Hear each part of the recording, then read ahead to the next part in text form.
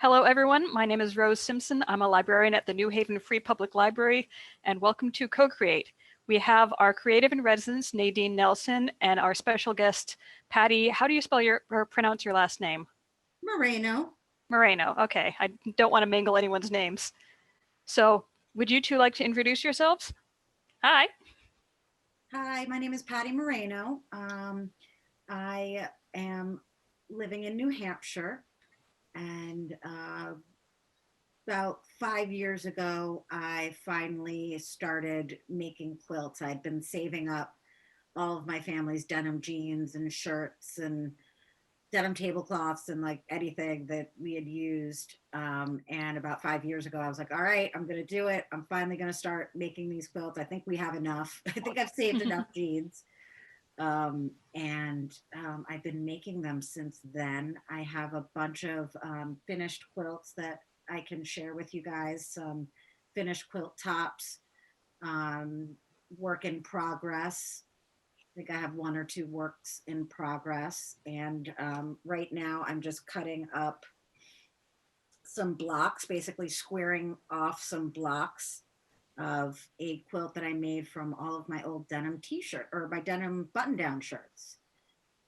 And it's definitely something I love. I'm super excited about. I just got a new sewing machine for Christmas. So hopefully we'll move over there too and get some sewing done.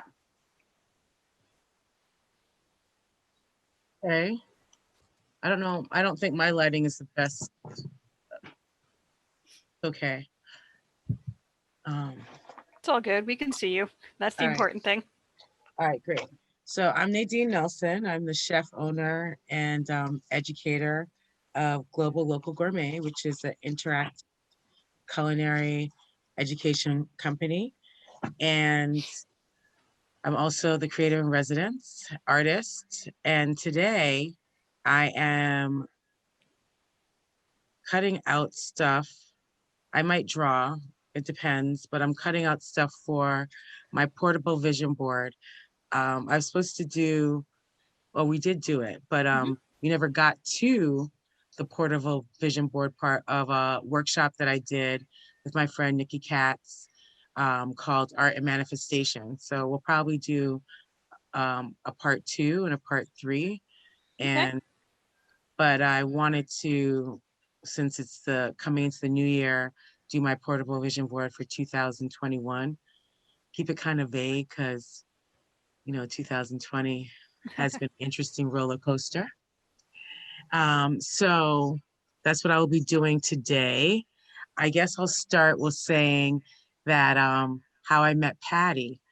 So I lived in Boston for 23 years, and I lived in a section of Boston called Fort Hill for 5 years. And Fort Hill is in the Roxbury, which is kind of in the middle of Boston. And it's a really beautiful section. And I decided one day that I was going to go to the corner store, which is also a liquor store. So I think I was going for liquor, nothing for the corner, actually. I said, I'm not going to drive, I'm going to walk, and I'm going to walk a different way. And I walked a different way, and I passed by Patti's house, and it had a sign outside that said eggs and vegetables. And I'd already gone to the farmer's market, but I said, let me stop by here because I won't remember to do it again because I've never walked by on this particular street in the neighborhood. And she had chickens and eggs, and she had zucchini flowers, and zucchini flowers are really hard to get. And when you can get them, they're very expensive. So I was like, oh, you have zucchini flowers. And she's like, oh, do you want some? I was like, oh, that's so nice. And I said, oh, you know what? I'll bring you back some food the next day. And so the next day I brought her and her husband, her daughter food.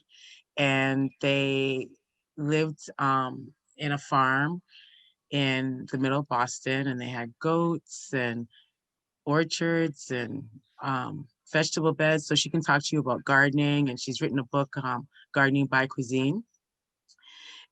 So from that time on, we became friends. So I always share that story with people to walk a different way and do something different because you never know what might happen. So Patti, Yes. What would you like to say about your art journey? Yeah, well, I was gonna say that day that we met, we were so excited that we finally met a chef because of all the food we were growing. So it was definitely some sort of universal karma. I believe so. I think so. It's serendipity. Yeah. So, in terms of my creative process, I work and I'm on the computer all the time, as most people are. So it's awesome to be able to, do something creative, not have to be on the computer. And it's definitely something, quilting is definitely something that I've wanted to do for a long time. And, making these, oh, let me show you. So this is one of my quilt blocks. I'm making a quilt that is called a floating squares quilt. And basically what you do is you gather 3 to 4 types of fabric and you start cutting different size squares. And I'm using a template, basically kind of a exercise, if you will, from this book right here. It's called The Improv Handbook. And it is by Cheryl Lynn Wood. And she is amazing. She's so inspirational. And there's a bunch of different quilts in there that I'd love to try. And when I was reading this book, I got obsessed with the floating squares quilt because I thought it was so cool. And I love that you can go on Instagram or something and just say hashtag floating squares quilt and see everybody else's creations, which gets you even more excited to start doing it. And I had a stash of old denim shirts that I was like, it's not enough to like make a full size quilt. So I thought it would be the perfect material or fabric to create a quilt. And one of the things that I love doing is reusing old, specifically denim, but like old jeans, old denim shirts. I have some old denim tablecloths that I've been using. And let me show you. I'm just going to grab one of my finished quilts. So on her property in Boston, she used to have a small house that she used to spin and make yarn, and she had sheep. And so maybe she can talk about that if you're interested in that, because I thought that was so interesting. And people used to come and learn about this particular house that was very historical. Yeah, I love fiber. I love fiber arts in general. So I do a lot of knitting, spinning. When we raised our goats, we used that for making yarn, but can't quite see the whole thing, but I'll flip it over. This is a small throw quilt that I made with old denim jeans. Maybe this is a better, you see that a little bit better? Nice. Yeah. Yeah. I like there's kind of a gradient on one of them. Yep. And with a little bit of, I'll come a little closer, a little bit of hand quilting. I like doing things, I like hand quilting a lot. I'll machine piece everything, but I love hand quilting. And my binding here, I partially machine quilted it. I mean, machine stitched it, and then I did some hand stitching on the edge of it as well. But now with my new machine, I can do some machine quilting. So maybe that'll become my favorite thing. Takes a rather large machine to quilt a full quilt, doesn't it? Yeah, I mean, it's more strong than large. The machine I got has a pretty decent size area to kind of roll up your quilt and do something with. Here's another one. I love that. Mhm. Thank you. Well, this is a finished one. And with these next quilts that I'm doing, I'm going to definitely concentrate more on the back. I'd like to be pretty creative on the back, but this one I just use some flannel, homespun flannel. And homespun fabric basically means it's the same on both sides. So there isn't a back or a front. Mm. And you can kind of see a little bit. So this is what I'm calling my narrow bars quilt. Mhm. That's that one. The only weird thing about denim quilts is that they can be very heavy because it's denim. So not Yeah. everybody likes a heavy blanket. On the other hand, for some people, having a heavy blanket is comforting. Right. And for some people, that's totally true. But these are so heavy. It's not like Well, heavy. they have those weighted blankets now. Mhm. Yep. So you can get one of these instead. This is a quilt top that I just recently finished on my new machine. I'll show it to you. This is like Ooh. one of my favorite things I've ever created so far. So I'm hoping I don't mess up the quilting part, but look at that. Oh, that's beautiful. Lots of stripes. Isn't that cool? Are those like pocket shaped parts? Did you take off the pockets to reveal like denim that hadn't been worn away yet? Yep. Yep. It's called shadowing. Okay. It's a pocket shadow. So kind of flip it over so you can see the other side. So this is like one of my favorite things that I have created recently. And it took so long. I imagine so. Lots of pieces to sew together. Yeah, it took so long from laying it out to assembling it and then getting to this stage. It took so long. That's one of them. It's one of my finished quilt tops. This is another finished quilt top I did, and I had this old denim dress that I used to wear, and I was like, oh, and it was kind of stretchy, so I was like, oh yeah, let me see if this still fits. And you know, it looked horrible on me, and I was like, why did I ever wear or buy this dress or wear this dress? This is hideous. So I said, great, it's denim. I can cut it up and make something out of it. And so this is what I decided to make. This is a quilt top. Oh, nice. Huge. It's a king size Mhm. quilt top. So it's got that denim from this denim dress. And it also has a blended fabric of cotton and in a bunch of different colors. Nice. So I love this one. This one's going to be awesome. And it's not as heavy, you know, because I didn't make it fully denim. Mhm. It's not as heavy. So Patty, I have a question. Sure. So do you do this for fun and for friends, or do you also sell some of your? I do this for fun right now. Yeah. Mhm. I do this for fun. I'm using, my family's denim. So I don't know how I would feel about them, but I definitely want to share them and display them, but I don't know if I could sell those. But, Yeah.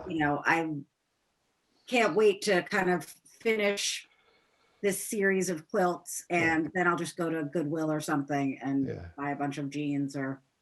Yeah. One reason I ask is because, people talk a lot about, localizing things, local produce, trade among people, all this kind of stuff. And it's just, when you think about all this mass produced stuff and sold on Amazon kind of stuff, it seems like there's a feeling like, let's turn away from that and let's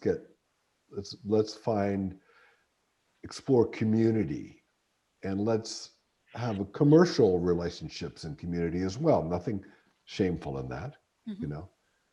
And so I'm just wondering whether there's a sense of, just among people in general of doing more kind of this crafts, but making it a commercial thing. I think there's a lot of people out there trying to do that. There's, you've heard of Etsy. Mhm. Yes. Yeah. And There are many online shops where you can sell things you've made. Yeah. so it's definitely a trend that is going to stay. And And a lot of people have been starting home businesses during the pandemic because they've been home and they have time and they can't go out. So it's a great time to start selling things from your home. Yeah. absolutely. And I would like to possibly have a business out of this someday, but right now I'm just trying to kind of be creative and enjoy myself and not put pressure on myself to have a good price point, Yeah. all that stuff that you think about, because these would not be a good price point. This would be like, $5,000 to $10,000, Oh, wow. in my opinion, in terms of the amount of hours that I put into it and all that stuff. Yeah. Yeah, you do got to give yourself a living wage for the time it takes to make it, plus the materials. Yeah, all about that. 100 hours. So I have a different kind of question. I was curious about the farm that you had in the middle of Boston. How did that work? How did that That's work? kind of an unusual place to have a farm. Yeah, we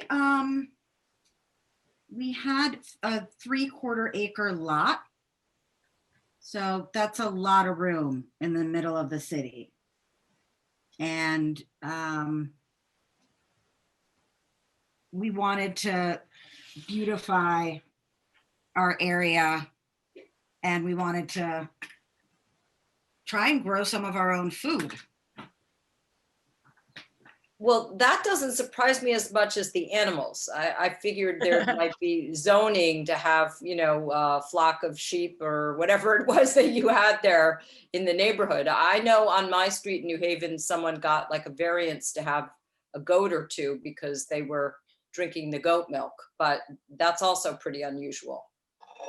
Yeah, we only had 2 goats or 4? We had 4 goats.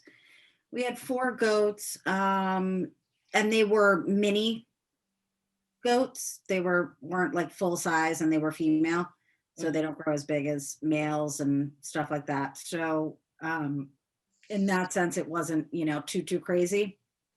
And part of permaculture is you really need to have that fertilizer, and the best way to get the true fertilizer is with goat manure, chicken manure, and we really didn't ask anybody. We just Did it. built the pen and did it. So you And kind of slipped through the cracks probably, and nobody seemed to care. They asked if they apologized afterwards, or what does it say? right. Don't ask permission. Ask for forgiveness. Yes, for Yeah.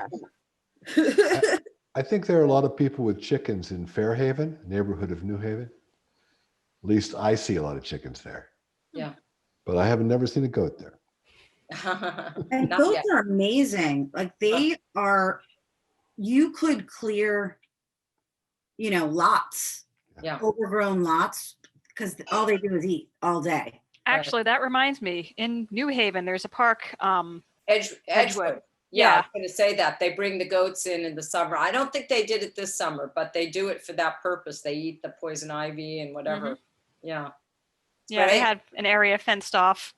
They took the fence down, so I don't know if they're done clearing out all the poison ivy or what. But they were there for a while. There's apparently Well, I a think company they that come does that. back. I thought maybe it was just because of COVID that they didn't have them come back, but I don't know. Yeah. They have it in the vineyard. If you want your lot cleared, you call a guy. And You bring- he brings his goats. That's creative. Oh, They also have goat yoga in Connecticut. yeah, that I've heard of. Please But- explain.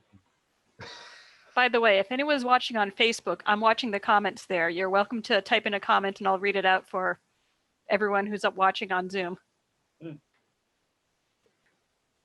Patty also has a farm that she's living on there. The property that they're on is also a farm. So I don't know if you want to talk about that, Patty, and then the distillery, and then why you continued farming up in New Hampshire and all of that. Yeah. Hi, Al. Is that Al? Oh wait, Nadine, I just wanted to say I started intermittent fasting like you said, and it's absolutely changed my life. I've lost 20 pounds. Thank you. You were right. Congratulations. Full credit to you. Oh. Services, you can talk to me about my services afterwards. Yeah. See, results. The children listen to me. She said full credit to you. Meanwhile, I've been telling her that for a year. You're the mom. Well, That yeah, doesn't count. I know, but you see, like Patty, it's just like when Soleil listens to Al, and she got her pair of Doc Martens for the holidays. No way. Nice. That is awesome. What was the question? So no, I was just saying, do you want to talk about how your property's on a farm there, and then how you use what's on the farm with your distillery and all that kind of stuff, Yep. So basically, we moved to New Hampshire. We sold our place in Boston. We moved to New Hampshire to my husband's parents' house. They passed away, and we inherited it and decided to move up here. It's a 50-acre farm. It has this log cabin that I'm in now. It also has another accessory dwelling. And what we did for that is we built it out of a salvaged barn. So you can imagine around here, there's a bunch of different farms and, old dilapidated barns that no one has done anything with because it's pretty expensive to dismantle a barn. But we hooked up with this guy who his job is to salvage barns and reuse that material and build other barns or houses or cabins with it. So we bought a salvaged barn. He took it, we got the salvage rights basically. He took it down and rebuilt it on our property. And then we also have an actual barn that we did the same thing. I think we've bought probably about 3 salvaged barns at this point. And use those materials, reuse those materials. So there's definitely a theme there from my quilting, reusing materials, to when we build things. We love going to those building material resource center places, those architectural salvage places where you can find, damn near great condition windows or kitchens or, all that type of stuff. So we're definitely in those places a lot and buying recycled material and buying recycled building materials. Last year or 2 years ago, I built a newer garden. Unfortunately, it's pitch black outside, so I can't show you, but I built this 32 by 40 garden. And one of the things I did in Boston, and it's not like it's my technique, but I love building a fence within a raised bed and then using that fence as a trellis to grow things on. Mm-hmm. So, like I said, it's a 32 by 40 garden space with a fence around it, because you also have to have fences because there's a lot of deer around here and a lot of wildlife. And then I built 3-inch, so it's a total of a 6-inch bed, 3 on each side around the whole fence. And then on the inside, so far what I've put in, what I like doing in gardens, especially ones that I'm going to be keeping for a while, is starting with my my base plants. So, trees or bushes or any perennials that are going to be around, I start with those before I start playing with the perennials, I mean, with the annuals or biannuals, things that aren't going to be there year after year. So far I've put in just some shrubs on the outside, and then on the inside, I have 8, is it? 1, 2, 3, 4, 5, 6, 7, 8. Yeah, I have 8 espalier apple trees. And those are those types of apple trees that are shaped and are trained into certain shapes. So I've got two-tier espalier apple trees, and then the rest are 3-tier, 3 arms. So they already came partially trained, and so now I'm training them up against the fence.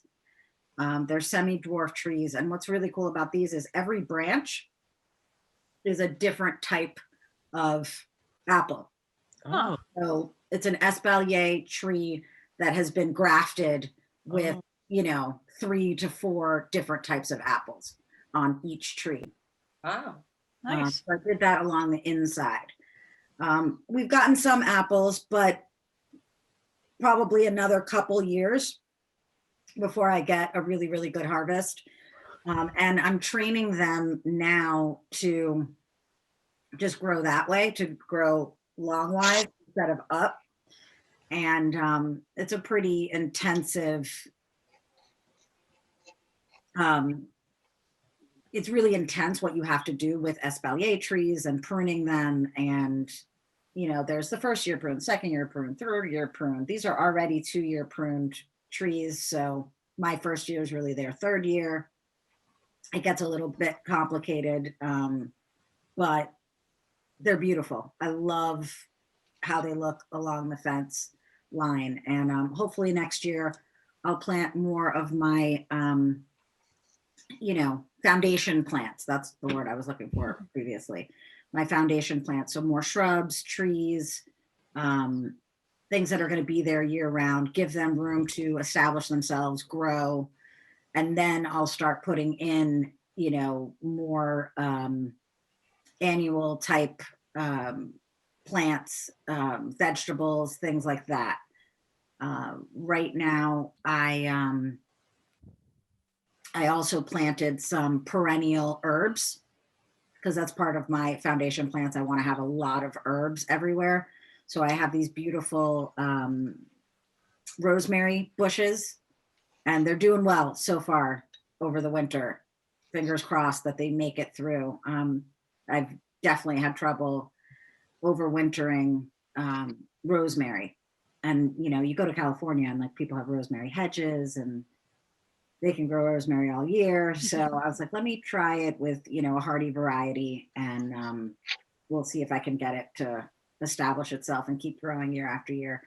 I actually just bought 4 fig trees, hardy fig trees, last year, and put those in on the inside. Those aren't going to be espalier. They're just going to be these big, huge bushes of hopefully tons of figs next year. And then along the inside, I'll keep doing, perennial herbs. Along the outside, I want it to be more perennials and annual, more flowers. So I love peonies. Those are one of my favorite plants, and they're super duper easy to grow. They don't need a lot of work to grow, and they just have those big, huge, beautiful flower heads, and it's awesome. I'm always torn whether to cut them or not, because I just love going outside and looking at them. If I cut them, then bring them inside and put them in a vase, then I'm not looking at them when I go see the tree. So I'm always. Is this the town where your husband grew up then? Mm-mm. No, he grew up in Roxbury. Oh, grew up in Town. His parents moved up here to retire. Oh, I see. So what is the community like? So the community, it's a very small, rural, in the middle of nowhere town. I want to say it's like 5,000 or 6,000 people. So it's very, very small. There's 2 traffic lights. Everybody knows each other. So, everybody will know your business. I'm sure everybody knows that I'm in the log cabin at the moment. Hello, Nikki. They're just very busybody, and there's always some sort of rigmarole at town hall. It's very small townish. Very And small. it's very funny if you read like the town notes. It reads like a rural soap opera. It's hilarious. It really is. Like what? There's just always gossip. It's like kind of like the Independent when you go in the comments. Oh. And you know, like there's certain people that always make comments and they know other people and they'll go directly and talk about those people. So just think about that where it's much smaller and everyone knows each other. Yeah. And so when you're and then when her husband, when I go up there, it's hilarious. He reads it out loud. It's just funny if you're on the outside looking in because it's very small townish. And it's like, George, you know, like, why are you doing X, Y, and Z? But they're very funny. It's very funny. But so is there anything to do there besides enjoy the outdoors? There's nothing to do. Yeah. Should I describe it since I've been up there as a tourist? But we're very close to a state park. Uh-huh. So if you're into that kind of thing, Yeah. hiking Yeah. and Well, I said besides the outdoors, I'm sure it's beautiful. right. So Yeah. that it's definitely Yeah. really good for So that. where's the closest city or town? The closest city is Keene, New Hampshire. Oh yeah, I've heard of Keene. Yeah. So we're in Cheshire County. Yeah. But we're also close to Brattleboro, Vermont. Oh, okay. Yeah. And Northampton. yeah, in Northampton. You know what's cool is if you look at a map, we're right smack dab in the middle of New England. Uh-huh. Interesting. So you could do, you know, a 400-mile circle and, you know, maybe just hit New York State. Are you near but- Robert Frost's house? Huh? Robert Frost's house, isn't that nearby? No. Near here? No, Oh, not near here. But it's beautiful. yeah, there's just a lot of cool stuff around just to look at. I love being in nature, you know, doing the whole gardening thing in the middle of the city. So I love being able to just walk outside. There's no one around except me and the dog. But we started a distillery in town. So we are kind of like one of the only things that you could do that's not just a local service per se, you know, like a bank or a gas station or the supermarket. So right in the middle of Main Street, right across the street from Town Hall. Mhm. That's where we started our distillery. It's called New England Sweetwater Farm and Distillery. And we've had that for 5 years. What are you making there? Huh? What are you making? So we make tons of different products, but we primarily, our goal was to make amazing whiskey, and that takes a really long time. So we do have some younger whiskeys, and we're barrel aging a bunch more. But we make whiskey, rum, vodka, gin, moonshine. We have maybe 10 different ready to drink cocktails that we make using the alcohol that we distill. And in New Hampshire, to be a distillery, you have to use the natural ingredients. So we can't just buy alcohol, grain alcohol, and put it through our still and call it distilled. We actually start from the raw ingredients. So we do use some from here. One of the things we use is we have this humongous juniper tree. So we'll use those juniper berries for our gin. Grain is a little more difficult to get because we're in New Hampshire. It's not really known for grain. It's the granite state, so it's very rocky. So it's not really, you know, a good area to grow grain. So we'll get that from the Midwest. We get our barley from there, our rye. We did actually have a cool thing that happened. Some local farmers decided to grow just some amazing rye. And then they harvested it and malted it. Oh, And they sold a bunch of it and they still had some left. So they gave us a call and they're like, hey, do you want to buy our rye to make rye whiskey? And we're like, yes, we do. Thank you. That's awesome. So I forgot how much we got from them. I want to say like maybe 1,000 or 2,000 pounds worth of grain and rye grain. And it was just a great variety and it tasted delicious. And it was already malted, which is, half the other battle of it. And then we got them to grind it into a flour for us. And we made, I want to say 3 50-gallon barrels of it. And I think we have half a barrel left that hasn't been bottled, but it is just so delicious. It's one of my favorite things that we make. So are you shipping this around the region or selling it locally? We do have a distributor, Massachusetts distributor, who distributes in Massachusetts and Connecticut.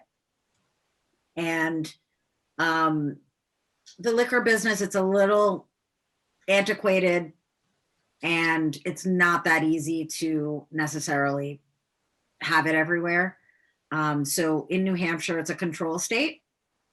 So all of the alcohol belongs to the state of New Hampshire and is sold at the state liquor stores. Mm-hmm. So there aren't any just mom and pop corner liquor stores around. Right. One thing that we're allowed to do is we're allowed to sell from our distillery only.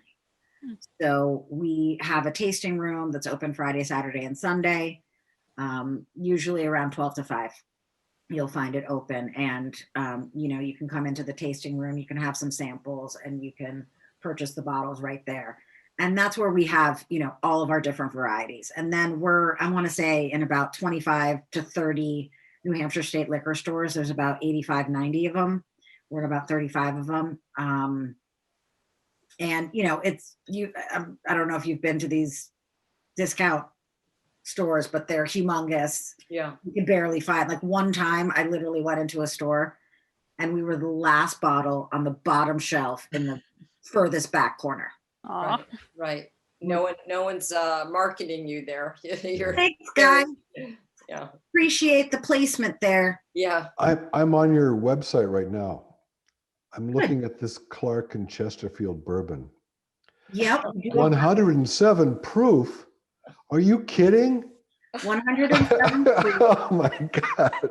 Yep. And our bourbon is definitely a more of a northern recipe for more northern palates. Yeah. In the South, they make bourbon with a lot of corn. It's mostly corn and a little bit of barley.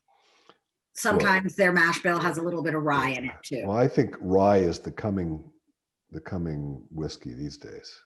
Absolutely. So ours is a high rye. Original too. Yeah. No, I think this looks like a good combo. Yeah, it's delicious. Our bourbon is fabulous, and we can't keep it on the shelf. And but we have to drive to New Hampshire to buy it. You have to drive to New Hampshire. That's a little disappointing.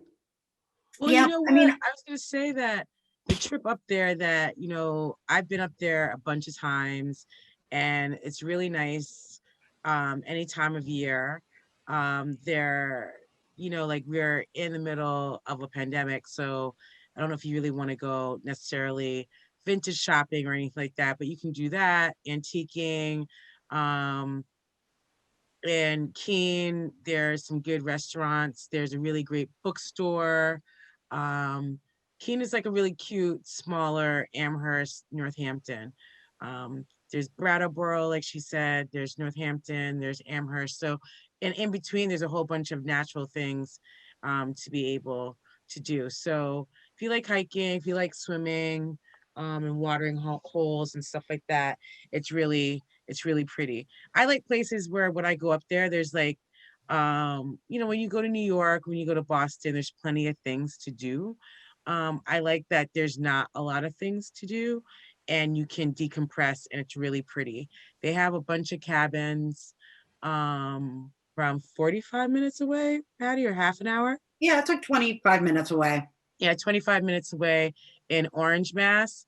And that's really pretty. And so you go there, you just go to their cabins and go canoeing and look out at the water, cook, and do that kind of stuff. But I'm Yeah, one of we those have people. 4 lake houses. Yeah. So I'm one of those people who goes. So it's like great when you can just go somewhere and they're really nicely appointed. They did a really good job with the renovations. They're really fun. If you have kids, or if you're a big kid, they have houses that have filming rooms, like, so, you can watch films and you can fall asleep. They One of have, them has a movie theater. yeah. They have one that has a whole game room that has all 80s games and is done in black, and then has glow in the dark lighting. So that's really fun, and has a train set. So it's kind of like low key. And do things like this, create art, talk, like make food. I was about to say eat. Yeah, connect So- with each other in real ways. So I And like those doing that. houses are on Airbnb for rent, by the way. So Patty, it seems like you and your husband Robert Yes. have a lot of activities in addition to your day jobs. We do. We have a lot going on. And it's really fun. I love the lake houses. We also have some Airbnb apartments in Keene. If you guys ever want to come up to Keene, you have a place to stay. And How do we we're just trying to live life to the fullest. how do we find out about the lake houses and the B&Bs? I think that if you go to Airbnb.com, Yeah. if you search my name under Patti Moreno, I Yeah. think that you could find them. Mm. But otherwise, you would do a Google search for Orange, Massachusetts. Mm. And they should be the top. They should be the top houses. Mm. 2 of them are, those tiny houses. So they're just under 350 square feet.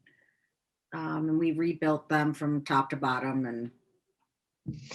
And one of them is a little bit larger. It's about 750 square feet. And then we have a larger 1,800 square foot house as well. It's not on Airbnb yet, but it will be soon. And it's just a gorgeous area. There's, nature preserves all around. Mm-hmm. The lake houses are on Tully Pond. Mm-hmm. And there's a Tully Lake, but we're on Tully Pond. Mm. Tully Lake is like a mile and a half away, and that's where they have tons of trails, and you can go on the water. They have a water, swimming area and stuff like that. And it's just a great time. We've had a lot of Massachusetts people coming up and decompressing during this time. And that's been really fun. So yeah, we do a bunch of different things. We have the distillery, we have, our Airbnb lake houses. We have, we also just do general real estate, where we're landlords. And then we have, the farm and our chickens and our garden. Living life to the fullest. And your kids? And my kids are draining me of all money and energy now. My daughter, she's 22. So she's pretty grown and she's going to law school right now. So unfortunately, I do have to support her for a little bit longer. She helps out though. Barely. Barely. She lives the life of Riley right now. She's in the other house, Nadine. Oh, I know. On the farm. I know. That whole thing is hers. I know. I'm not going to say anything right here on the camera. So it's a pretty fun fun daily life. It's always something to do.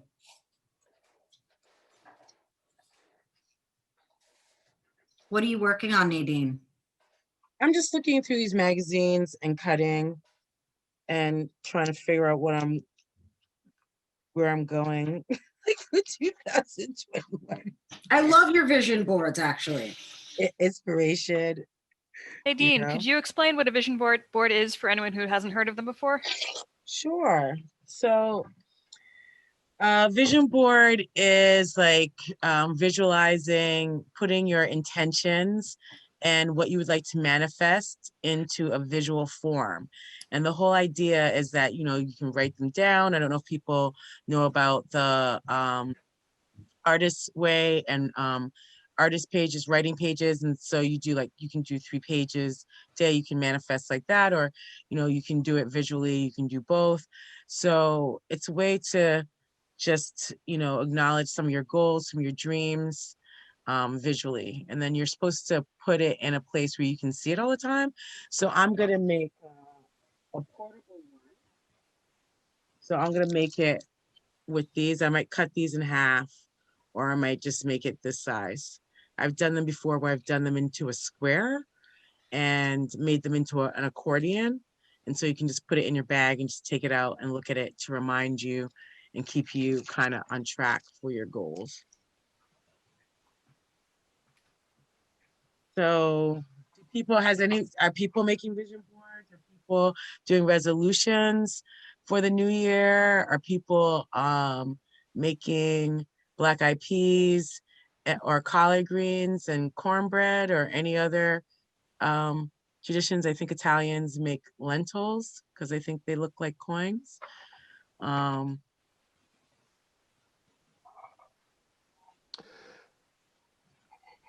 I'll tell you about my craft project. Okay. So as you know, Nadine, I make these community documentary videos, community building videos about different themes. And I'm involved with a group right now. It's a kind of an international collaboration of people who are trying to make the world more sustainable and resilient. And they're using a bunch of science and computer science, but also what they call collective intelligence and various collaborative forums and things like this. And one element of it was looking at how to sensitize people to climate change without scaring them or making them look away.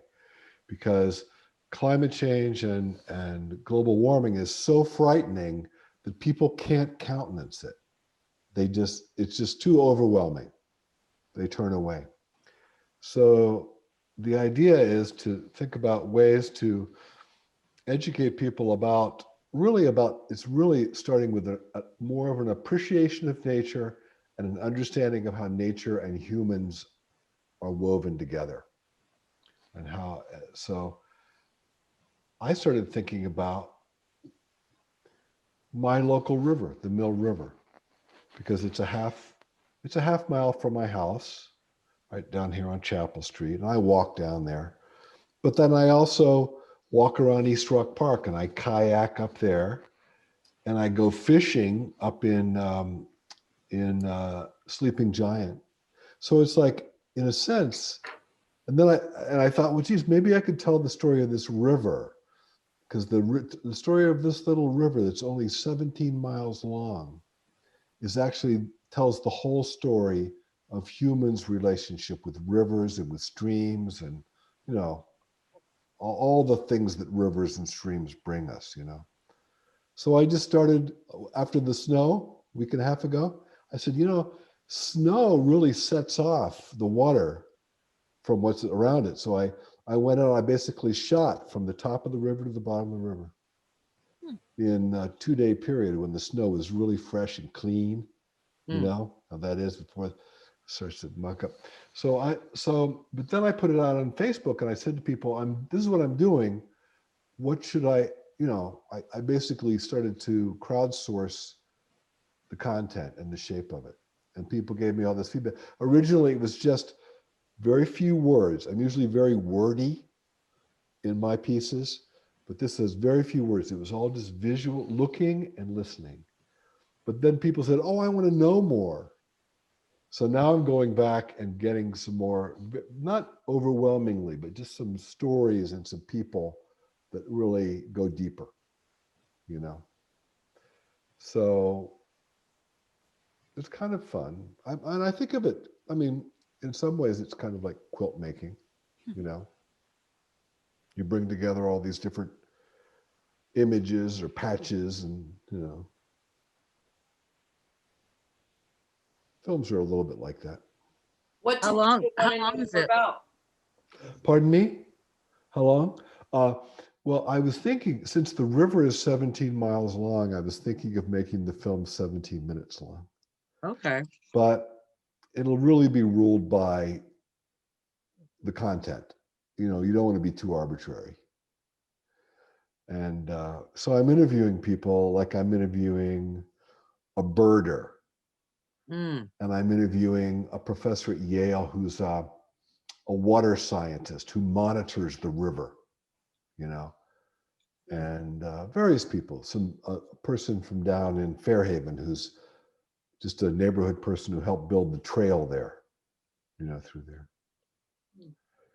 But Is that the river that goes very near Wilbur Cross? Right. yes, it does. Well, because I remember my kids did a wonderful camp that was through the New Haven Parks and Rec.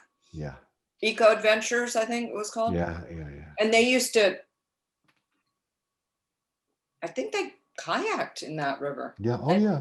Yeah, they were using it for, The beauty of it right there is I kayak in it too.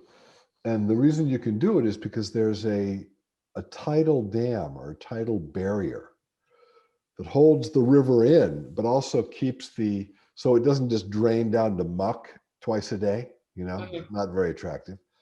But also you don't get that salt water coming up. You get a nice freshwater environment in the park. Mm. So it's not a big dam or anything, but it works perfectly for making. Where does the water source come from, though? It starts as a trickle up in Cheshire, just in the woods in Cheshire. Really? But then it becomes like Whitney. I mean, like this, you know, a trickle becomes something quite substantial relatively quickly, you know. So it's So if it's called the Mill River, where's the mill? Or where was the mill? well, It's no longer existing. the mills were all along it. Okay. Back in colonial days. Mm-hmm. And the most famous mill was Eli Whitney's factory. Over by the Eli Whitney Museum, what's now the Eli Whitney Museum? Yeah, that's his first. He made muskets for the Continental Army, and in that mill, that was the first time that in the world that things were manufactured with interchangeable parts. Mm-hmm. So it was a key moment in the Industrial Revolution. But there are mills all along there. And then, of course, down through Fairhaven, it was all factories, you know, and they just used to use the river as a dumping ground. Mm. That's the sad part of the story.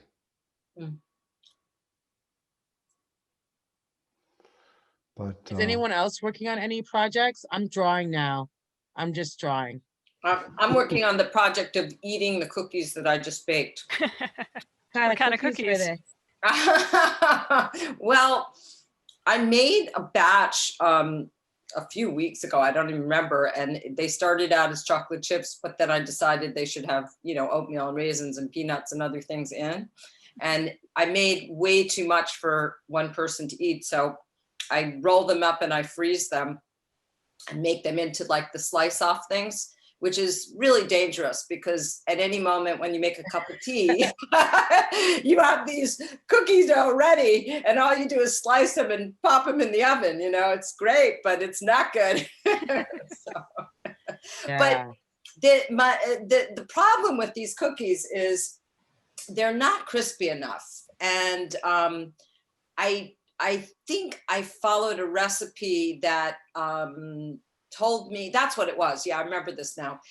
Too much flour for the amount of butter or oil that you're going to use. I think for cookies to be crispy, you really need a lot of butter and less flour. So I learned that lesson. They're very tasty, but not the crispiness that I wanted. Yeah, so. I do like to cook. I experiment with stuff. Yeah, but as far as other projects, I have some on the drawing board, but I haven't gotten as active as you guys are right now. So I think what you're doing is great. I'm just doodling. I'm about to maybe think about some of my installations and what I want to do next year. So, but I'm just doodling right now and doing red ginger. I've been practicing red ginger and doing them in geometric shapes. And I would like to do a whole sheet with tropical flowers. Wow. Pretty. Colors. Yeah. With geometric shapes. So Yeah. I'm just doodling right now. Cool. You just dashed that drawing out just now? No, that's from a couple of co-creates. I started doing an outline to start making another one. Okay. So I've been drawing because I say I don't draw, and so I've been trying to counter that by just drawing and making myself do it, and not thinking about that I'm not technically I'm not technical and I can't draw the best faces and all of that. There's all different types of artistic expression. And I know that, but that I associate like being like a good like visual artist by being able to draw realism.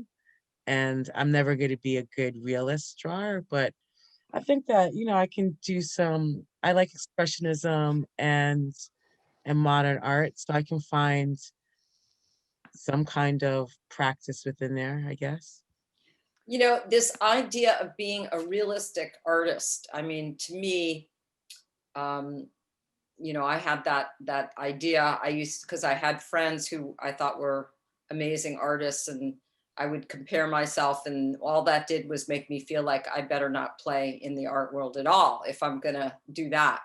And I took a drawing class at college, and honestly, it was a really small class, and everybody in there had experience, and you know, we went around the room looking at each other's work, and in my mind they were all like really good and mine was miserable. I mean, I was embarrassed. I was humiliated actually to show what I had done.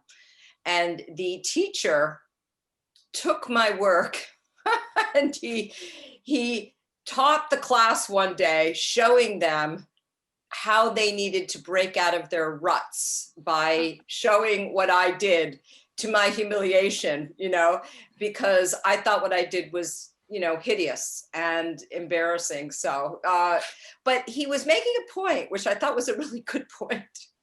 And that is that we often are constrained by doing things that are what we think aesthetically pleasing, and it traps us into the ways that we express ourselves, you know, whether it's, you know, in drawing or whatever forms. And I think that we do a disservice to ourselves. But early on in life, I think I got messages from teachers, unfortunately, that, you know, they basically just said, yeah, just give it up, Ronnie, you know, try something else. You know, it's like, you don't do that to a young kid, you know? So then you have to overcome all those messages and inhibitions and whatever. So I just think it's great that people do anything. I did do some quilting once, by the way, Patty. Nice. And it was all hand quilting. I mean, every single stitch. I didn't use a single machine. And actually, what I really loved about the quilting was the frame of mind that it put me in. You know, it was just, I went into this zone of not thinking about other things. It was just a great release. It's so true. My first quilt I did all by hand. Hmm. I pieced it by hand and quilted it by hand. So it definitely can be done. Yeah, for sure. And there are some great techniques for hand piecing out there. Yeah. And I think I did it more out of just fear of the sewing machine. Hmm. And once I kind of said, okay, I know I'm afraid of it, but let me try. Hmm. And then once I did that, I'm like, okay, I'm getting it, you know. And then also knowing that, like, my grandmother and all my aunts, they all made their own clothes. Yeah, I know. Growing up. So what am I scared of? Yeah. Well, home economics was taught back in the day, and I learned a lot in home economics about sewing and cooking. And I think it's a shame that we don't have that in the schools anymore. Yeah, the curriculum is definitely needing. Well, when I was in middle school, in Hamden Middle School, it was still mandatory, but that was like more than 20 years ago. Yeah. No, it's one of those things. And also it was very sexist because it was only for the girls and then the boys had shop. Actually, and Hamden Middle I School. think that people want both, actually. I mean, I'd like to know the things that they learned in shop, and I'm sure that the guys want to learn how to make a white sauce and sew. So, I mean, what's the deal, you know? Yeah, when I was in school, we actually did learn both. We had spent like half of the year doing the home ec and half the year doing part wood shop and part like CNC drawing, like engineering kind of stuff. So Really? yeah. Well, that's cool. That was in Hamden? Yep.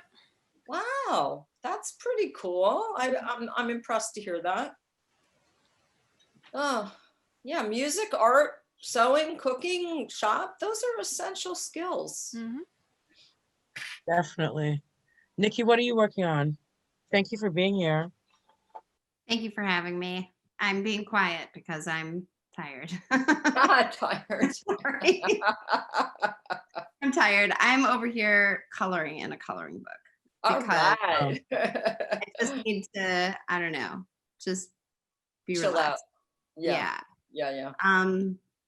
I sort of feel like I'm working on so many things right now. Maybe too many. Like maybe I'm spread too thin. Well, I'm always spread too thin, but I'm supposed to be on break right now. Like I'm on break from school. I'm in school. I'm on break from my internship. And yet, so I kind of started a business today, and I've been doing a lot of like Nadine was saying, kind of like vision boarding and drawing and like using all my colored markers, and I've been really enjoying Canva, which is like a image making program, and so I've been playing on there a lot with colors and color senses and different color combinations. And I've made 3 images there this week that I really love, actually. So I named my business, which is called Tchotchke Shop, and it's SHOPPE. And I made an image, which I really love. It's like kind of cursive letters that sort of look like a soda shop letters. And then I put Matryoshka at the bottom, you know, like the Russian stacking dolls. Yeah. Matryoshka, and like really kind of like bright kind of folk colors, I guess I would call them, like European folk colors. I've also like really been interested this week in like my Hungarian heritage, partially because I'm also, as another side project, which I also think is kind of an art project, I'm working with my sister on getting, I'm the child of a refugee, and I don't have like paperwork. And so we've been like working with the Hungarian consulate. So that's been fascinating because like the emails come in Hungarian, which is a totally foreign language that I didn't realize, like the characters are the same characters, but there's so many accents and things all over the place, and it's very foreign sounding and looking. And today I found out that there's an honorary Hungarian consul in New Haven. Oh, great. He's an economics professor at Quinnipiac. So we reached out to him. We're looking for birth certificates, like wedding certificate, that sort of thing. So that's something I'm working on. As far as my art is concerned, I do abstract paintings. And I have one that I'm in process of two that I'm in process of working on. One has been black and white for like 3 months, and I just started adding color like 2 days ago based on this color scheme thing that I'm thinking about, which is like I said, it's kind of like folk colors. It's like pink and red and like turquoise and green, like bright yellow, and also mustard, like kind of, it's a fun palette to work with. And let's see, I'm working on a new painting technique. But I really resonated with what the story you were telling, Ronnie, about thinking something was like really ugly, because I've been working with like this new technique. I've been inspired by Helen Frankenthaler, who's like a mid-century artist who did these big, gorgeous, bright paintings. There's one at the Yale Gallery. She's just, I don't know, I just love her paintings. I love her color palettes, and I've been studying her color palettes too. Anyway, I've been trying to study her technique, which is this really interesting, she uses like a medium and she paints on untreated canvases, so it looks like watercolor. And I really felt like I was getting close. I can actually bring one of my paintings and show you. I felt like I was getting close. Yeah, I was going to ask, what kind of paint do you use? Acrylics. You do. I felt like I was getting close. And then I tried one yesterday, and I thought I was being really clever. I kind of like, I thought it was definitely a shortcut, but thought I was really clever. I like ran some canvas underwater and then tried to like just really quickly use the high flow medium over it, and I painted, and when it was wet, it looked so pretty. I was like, oh, this is it. I have the technique. And then it dried, and I was like, this is literally the ugliest thing I've ever made. No, you need the Mill River running through it. I was like, I can't even look at it. It's so ugly. I'm throwing it out. Oh, that's funny. Well, what did you want to show us? Oh, I'll show you, like, I would say it's kind of like halfway there on the technique. Okay. It's pretty, I think, but I'll grab it. Thank you for sending your link, Steve. I copied it, so yeah. Steve, do you want to talk about the documentary that I produced an event in conjunction with? That was the cooking. Wait. It was. Worcester. Well, yeah. The documentary was called "The Village: Life in New Haven's Little Italy," and Nadine invited us to show it at a rooftop gathering of people from all around the city, but specifically asked that we kind of make a version of it that was focused on food, kind of food and culture more broadly. Mm-hmm. So we did, and it actually was pretty easy to do, and we cut out all the sad parts in the movie, and it was we showed it on top of the building at dusk, and it worked really well. I thought that was a great party, Nadine. I thought that was really nice. Was that during the pandemic or? This is 2 years ago, was it? Yeah. And it was part of a event that is called Stir the Pot that we're doing, and that's coming back in January. So we're doing the cook-off on Martin Luther King Day, and we're doing a pie event because I got the Yankee magazine cover for a pie event that I I saw actually that. did at the Institute Library. So Oh, I love my art practice in general, like people know me for my food art and social practice and art interventions or social sculpture. Like it's all different names like placemaking. And basically I create scenarios that bring people together to interact with each other in different ways. So with Steve's movie, we're talking about, you know, the beauty of, you know, the Italian American contributions to New Haven. And um, that was the culmination of our Stir the Pot actually series, Mm. where it's like usually an interactive cooking event.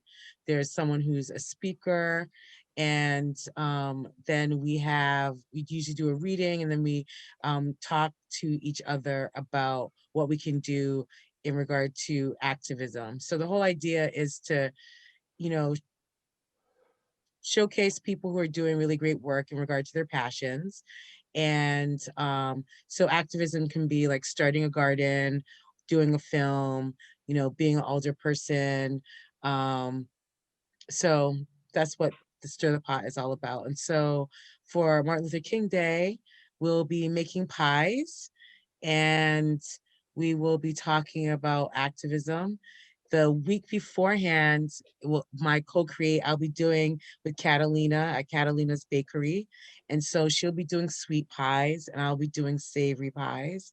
Mm. And because I'm more a I savory saw that person. recipe for the sweet potato pie. I definitely want to make that one. Okay, great. So good. The Yeah, sweet potato pie. so the article in Yankee Magazine has 5 recipes.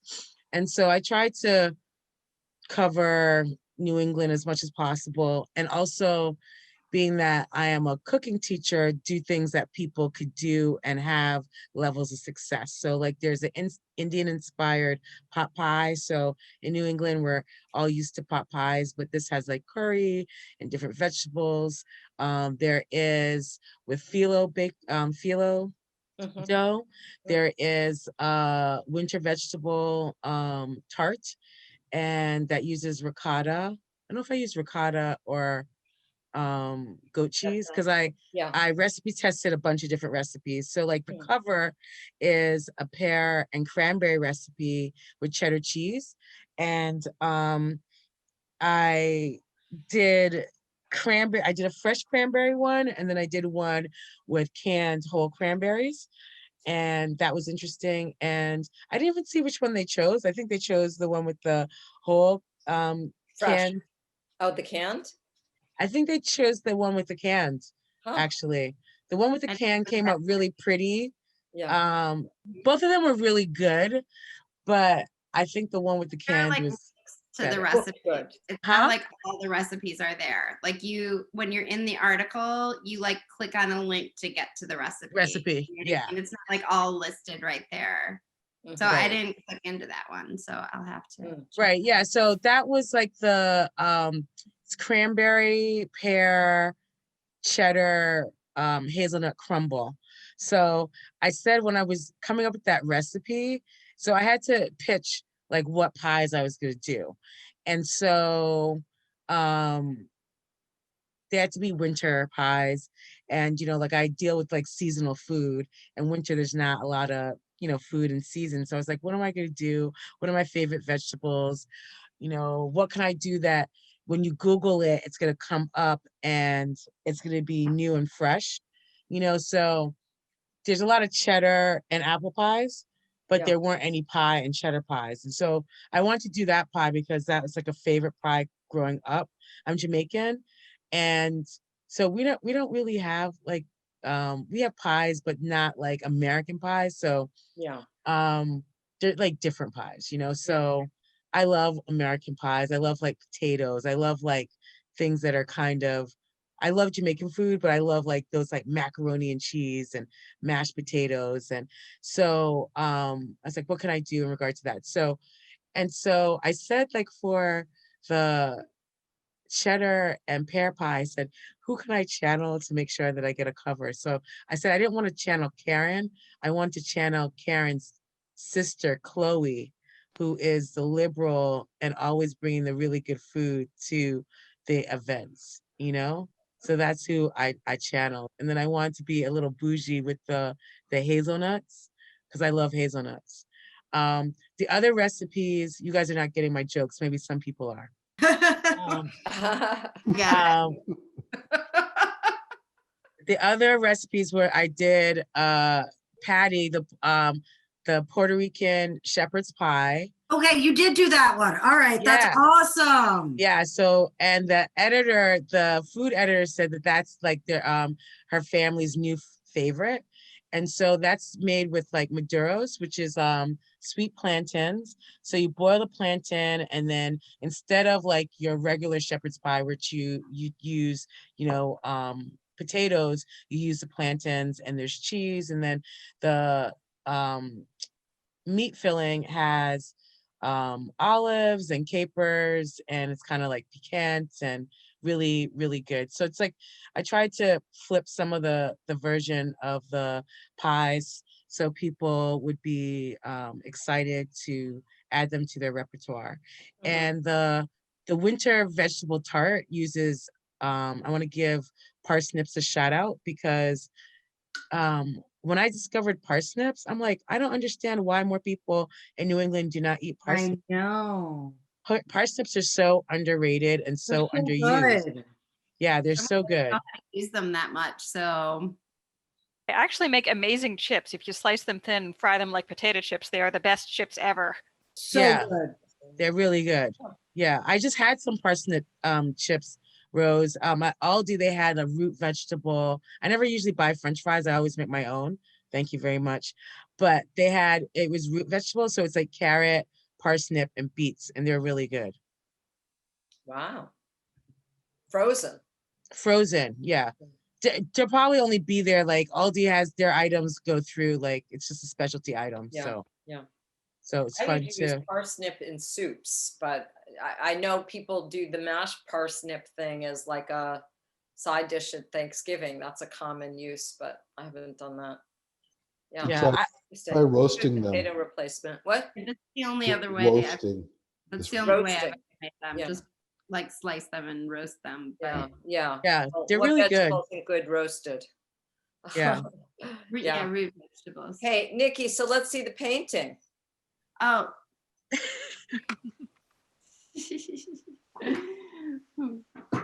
So I don't know. Okay. So I don't think so. My technique is not quite there yet. I still am probably going to be in this palette. I don't know how well this is really going to show up because of the Oh, light behind it, but I like that.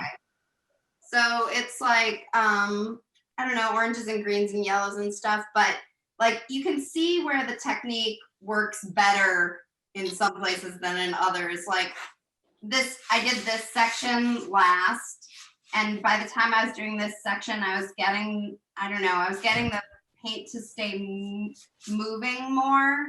Like when I started, it was like, I didn't mean to really make circles. I wanted to make something that was more dynamic, and that was just where I was putting the paint when I started.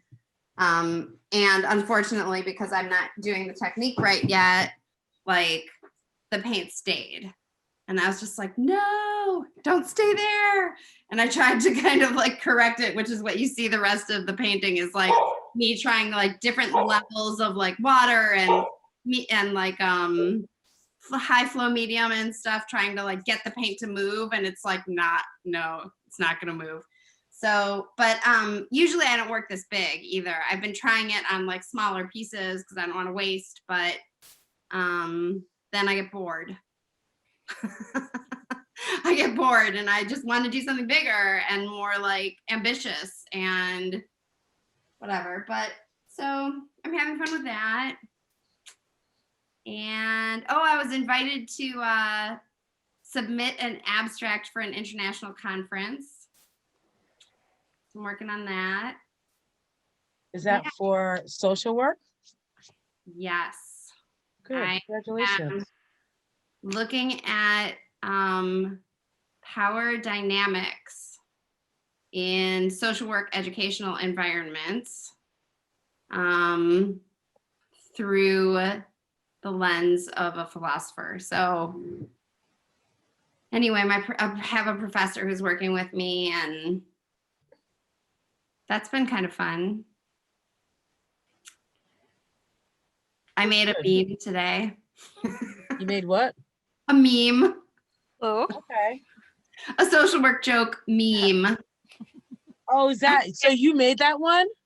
Yeah, I made that. Oh, that's hilarious. Yeah. Tell And people? did you see the advertisement that I made for I'm running a book club at the end of the month. And did you see the advertisement I made for that, Nadine? No, I didn't see that. It is my second animated advertisement, which I'm kind of proud of too. So I'm doing a lot of things. I have to leave, but I just want to say it's been great meeting a bunch of you and talking to you. I've never had an experience quite like this before. That is fun. Well, tell So- people about it, Steve. Tell more people about it. I will. Thanks for being so welcoming. we Thank do you. this for every coming. week, and you're welcome to come back. All right. Oh wait, did everyone see that Steve put the link in the Yeah, in the chat? chat. Yeah. So yeah, if you feel like watching it and sending it, it's all I'm Oh, crowdsourcing great. Thank the you. making of it. So any ideas, I'd love to hear them. That's really cool, Steve. Okay. Thank you. All right. Bye. Bye-bye. Have a good night. Bye. All right. So we're around half an hour. I have a barking dog I have to attend to, so I'm sorry. I muted myself, but I should probably just not interfere with everyone. So I'm going to thank everyone too. I right. put my little note into the chat. Thank you all. This All right, is really thank you. fun. Okay. Good night. So we have around half an hour left, and I thought since yesterday was the full moon, and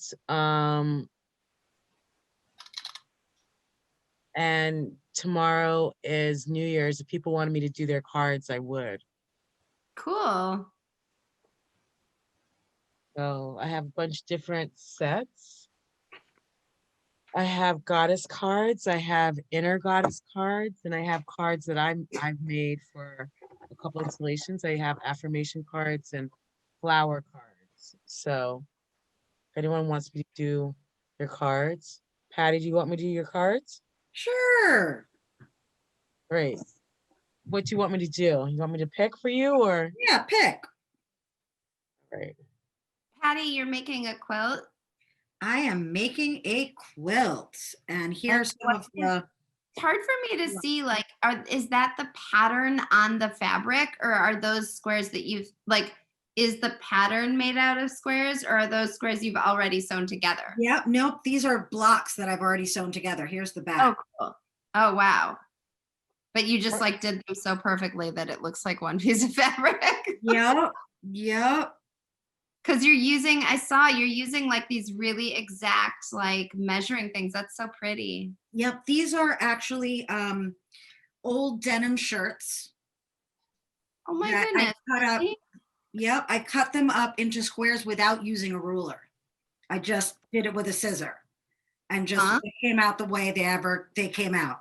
And then now that I'm going to assemble the whole quilt top, I was just squaring off Oh, okay. block. So yeah, but That's it's really beautiful. yeah, it's totally improv and completely. So are those all, so that's all denim, or are some of those, because like it's hard to, the colors, I feel like the colors are maybe distorted a little bit. Is it like it almost looks like there's one piece that's like taupe or something like that? Yep, they're all denim. This that's so cool. this one right here is a different kind of blue. This is a gray. Oh, okay. It used to be a black denim shirt, and that's what it was worn into. Related to that. Oh, that's great. And what's really cool is you can see like paint when I did like some paint with it. I love it. And I left that in. And I love just using recycled materials. And I was listening to what you were saying about all the projects that you have going. And I was totally feeling that recently And I was just like, I have so many different quilts. I want to say there's like 18 that I either am in process or want to make, or, you know, have the fabric like started in some fashion. And I'm just like, I have to finish things. Like I have to, because this is, you know, it's now stressing me out. This is supposed to be, you know, meditative and whatever, but I'm doing one thing and I'm like, ooh, I have a great idea for one. I need to get this and I need to get, and I'm just like, I gotta hone in. And so what I did was, I totally understand what you're saying. Like, yeah, you just have to like rein it in sometimes, because it's so easy when you're in a creative space to be like, oh, and I can do this too. Oh, and I can do this too. Oh my God, I can do this. And I can do this. And then you're like, oh my God, I created a project. Uh-oh. So one of the things I did is I finally got on my computer and just, and in my studio, and was just like, this is this project. And I put it on a shelf. This is this project, put it on a shelf, and just kind of organized my studio in that way. And then made a list and was just like, okay, these are the finished quilts I have. Yay, in bold letters, like finished, you know? And then I was like, okay, these are the things that I've already cut out, started making quilt tops, and then kind of started arranging them in an order of like, okay, I only have a little bit to do on this one, so let me put that on the top. Yeah. And then I, you know, and at night, just to, I guess, maybe ease my nerves a little bit, because I'm really want to finish these things. I go on there and I'm like, okay, so what do I have to do? I have to, you know, cut 3 more pieces of fabric, square off all of the blocks, lay out the blocks, assemble, and like I kind of started writing and making my list, and that kind of calmed me down a little bit from feeling so stressed, because I kind of wrote down the process of what I needed to do for each one. Yeah, that makes so much sense to me. Like list making to me is like, I mean, I go like nutso as well on like my just like different ways of like here are my lists. I mean, one that was vacation, but like here are like my lists. I have like lots of like stickers and like I use different colors and yeah, lists to me. But then I also have a lot of lists on my computer in like Excel and in Word documents. And I mean, yeah, and I have like a notebook with lists. It's so relaxing to make a list. Why is that? Exactly. And it's helped me finish. Like I finished 2 quilt tops in one day. Wow. Once I was finally, I kind of just like, you know, threw my hands up and I was just like, all right, I know what I'm doing. I know what I have to do. Let me just finish some of these things, you know? Yeah. And so I finished 2 quilt tops. This is like the next closest one that I'm like, yay, I could finish this so soon. And I was like, oh, 2 hours where I can just sit there and talk and finish this quilt. This is awesome. It is awesome. Rose, were you saying something? I feel like you were saying something. I think I just said, like, that's so cool that you got 2 quilt tops done in one day. Yeah, I got 2 finally, when I finally friggin' organized myself and, you know, didn't say I need to buy another thing. Because, you know, you're doing something, you're like, oh, I need the tailor's chalk, or I need another needle, or, oh, I need, you know, more thread or bobbins or whatever. I'm like, let me just finish something. Forget about getting anything, forget about, you know. And my older sewing machine was just not working up to snuff. And I got one for Christmas and it is beautiful. I'm gonna turn my computer, and I'm gonna plug it in. I'm gonna turn my computer, plug it in, and I'm just gonna work at the sewing machine, but it's a new sewing machine, so it's not loud. Yay. Oh, wow. That's cool. It is really cool. All right, Patti, Quiet. Patti, can you put your energy? I'm sorry, Nikki. I just wanted to put her energy into the cards. And then tell me when the cards. All right, and then tell me when to stop. Energy, energy, energy, energy. All right, stop. All right. I'm spreading the cards. They're on my lap and I'm spreading them. Tell me when to pick a card. Pick a card. Kali, endings and beginnings. Why do you think you got that card? What is it called again? Kali, the goddess Kali. Mm-hmm. Why do you think you got that Of card? what? Of Endings, something. endings and beginnings. Ooh. Old must be released so that the new can enter. Ooh. I feel like that's the story of my life all the time. All the time. It just could mean so many different things on so many different levels of what I'm doing. It's just like I'm taking all of my old clothes and beginning this new journey and recreating something. Do you think it means like you're moving back to your new renovated place?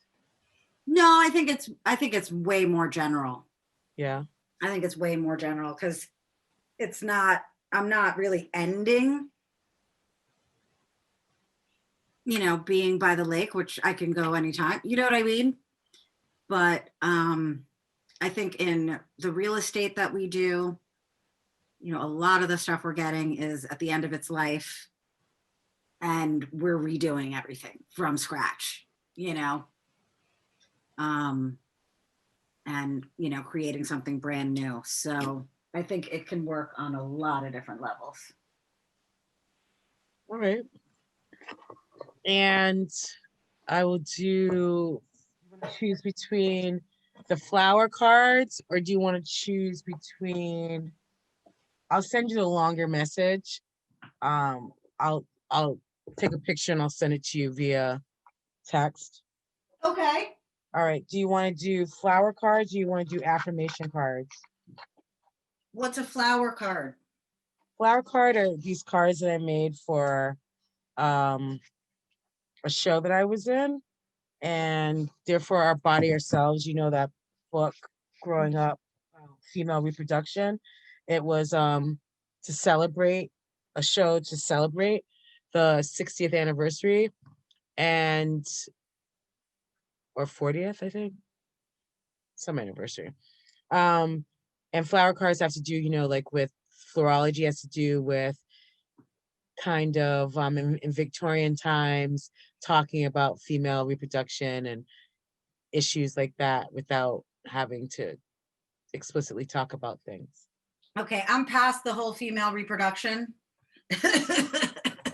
I'm past that. It's the flower cards are like flowers that are symbols for different things. Okay, because I'm past that and I'm beyond that. Do the other one. The affirmation ones? Yeah. Okay.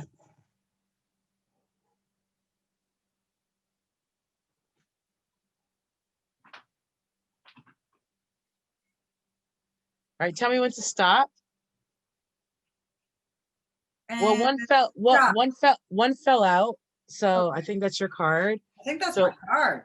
Yeah, it says, I'm beautiful in every single way. Woo! Indeed you are. Indeed you are. I like it. Does anyone else want me to read their cards for them? I'm down. Nikki, which ones do you want me to do? I'll do the goddess card. Okay. I'm gonna do a new one for you. I got these new cards called Inner Goddess cards. Love. Pretty.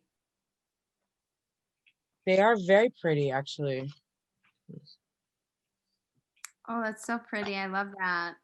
They're different So cards. pretty. Very pretty. Straighter. Lovely. All right, so tell me when to stop. Okay. Stop. Okay, and then I'm spreading them out. Tell me when to pick a card for you. Okay, pick.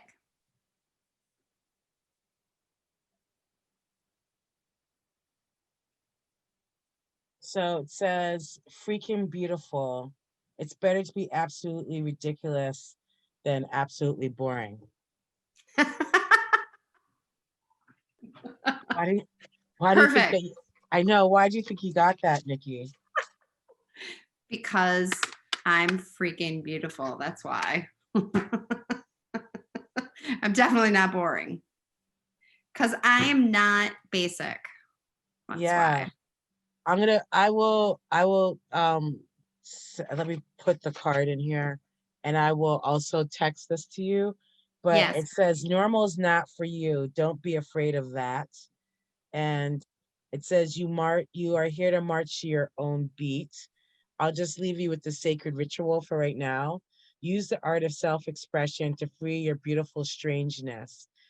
That could involve expression through fashion, writing a poem or a song, busting out some unconventional dance moves. We know that you can do that. Yes. At the beach, or hugging trees in the local park. Go with I like whatever. to do that too. Me I've been known too. to hug trees.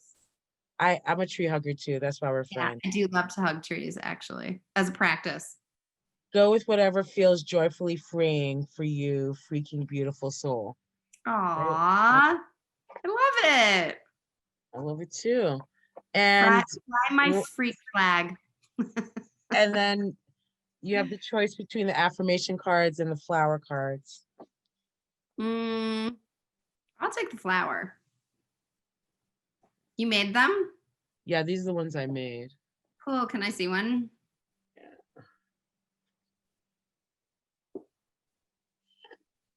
They're different flowers. So I think It's it different says flowers. birds of paradise. Oh, I see. It's hard to see. Oh, that's really cool. Like you have the picture. Yeah, daffodil. Beautiful. Okay. So I'm gonna make them, these were the prototypes. So they're a little small. That's why they're fuzzy. So I'm gonna do a better version. Yeah. It's fine. It's fine. But yeah, I don't know why they usually do make cards big. Like when you do reading cards, they're bigger. Oh no, I did these like this, like I wanted them, but I have to make the type bigger. And oh, I see what you're saying. yeah. So, all right, tell me when to stop. Okay, stop. All right, spreading out the cards. Tell me to pick. Excuse me. Pick. Roses, love. Oh, that's my favorite flower and my middle name. Oh. And that's my first name. And your first name, yes. And also my grandmother's name. Oh, that's so nice. It's also my favorite flower too. I love roses. Me too. Mm-hmm. They're not exotic, but they're very beautiful and they smell nice and they're very elegant. Mm-hmm. Ronnie, do you want me to do your cards? No, she had left already, but she'd had 2 accounts and okay. One of them is still logged in for some reason. All right. Rose, would you like me to do your cards? Sure. Which ones do you want? The inner goddess, regular goddess? Let's do flowers. Okay. Okay, you're not trying to do. Okay. Tell me when to stop. Stop. And then tell me when to pick. Stop. Or pick, whatever. Okay. Amaryllis, which is a winter flower. Pride, determination, and radiant beauty. Well, it is certainly winter right now.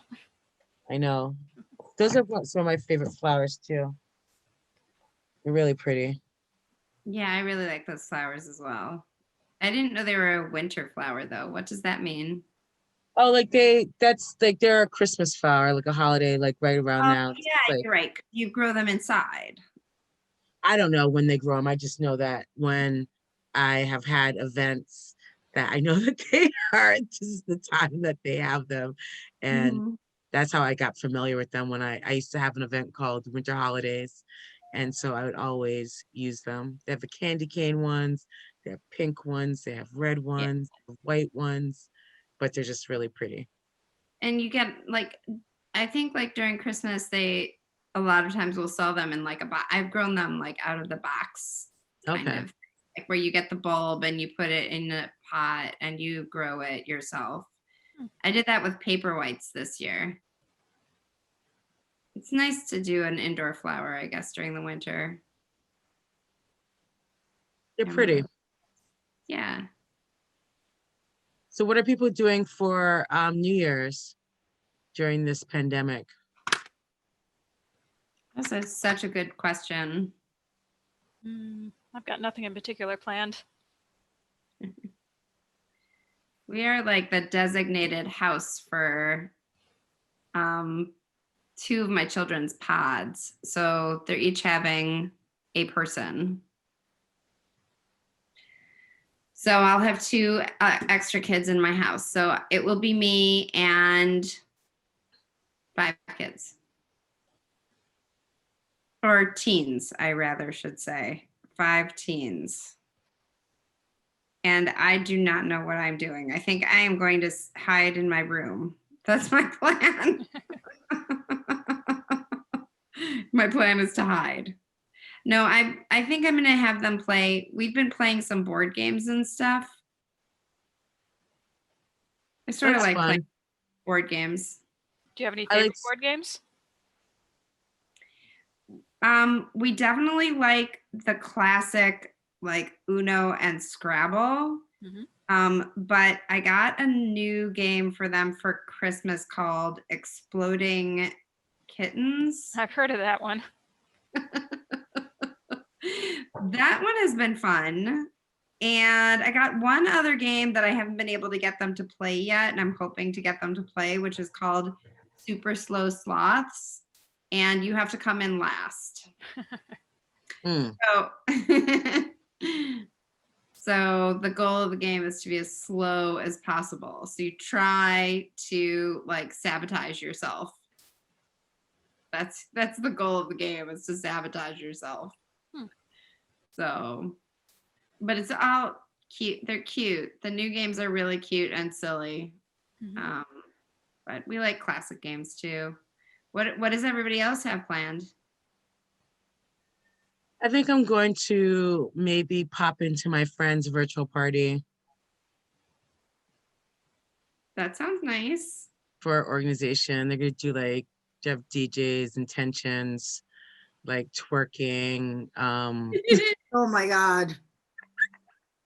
I don't know if I'll be doing all that. They'll be I was doing going to ask if you could they're twerk.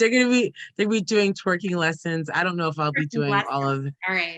I don't know if I'll be doing all of that, but I said I'll go support and have a little fun.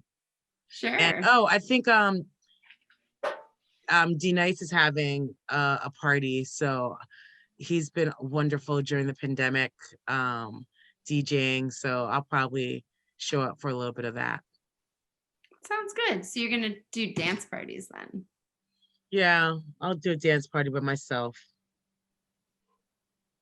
And whoever's on Zoom with you. Yeah. But I mean in person, you know. Yeah. So Yeah.